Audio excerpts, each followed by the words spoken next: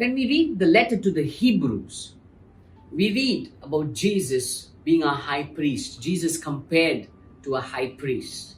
And he's spoken of as the high priest in the line of Melchizedek. Turning to Hebrews chapter 7 verse 25, we read in the context of the high priest, he speaks there in verse 25, consequently, he is able to save to the uttermost those who draw near to God through him, since he always lives to make intercession for them. It says he is able to save to the uttermost. God is fully able to save us.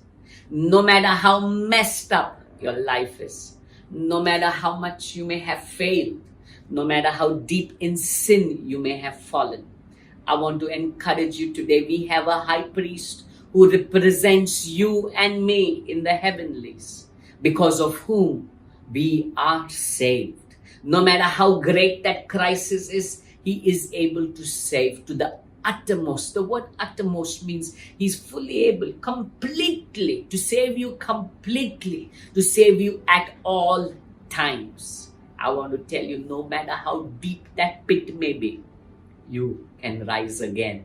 He will lift you up. He is able to save. But who is it that he is willing to save? In the next line itself, he says, those who draw near to God through him.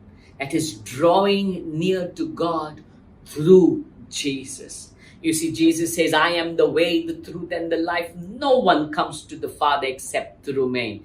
He is the way. There is no other way. There is no one else in the past, present, or in the future who will be able to save you, to pick you up from that pit. It has all been done by Jesus. And when we go through him, we see the Father accepting us. We see Jesus even teaching us to pray, if you ask anything of the Father in my name, it shall be done through Jesus. I want to challenge each one of you, look no further. Look not to the left or to the right. There's only one that can save you, and he is Jesus. Through him alone. And he goes further, he speaks about those who draw near to God through him, since he always lives to make intercession for them.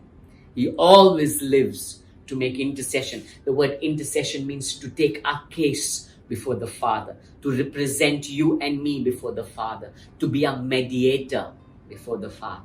Now you tell me, when we have Jesus fighting our case, why do we need anybody else? Why do we need to turn to anyone else? It is only Jesus. Only Jesus. When you look at the cross, we see Jesus on the cross saying, it is finished. That means all that was needed for you to be picked up, for you to be saved, was done on that cross.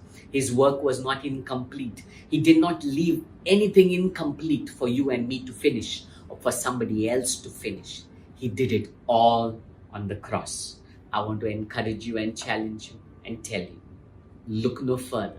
He, that is Jesus, is fully able to save you and deliver you. God bless you.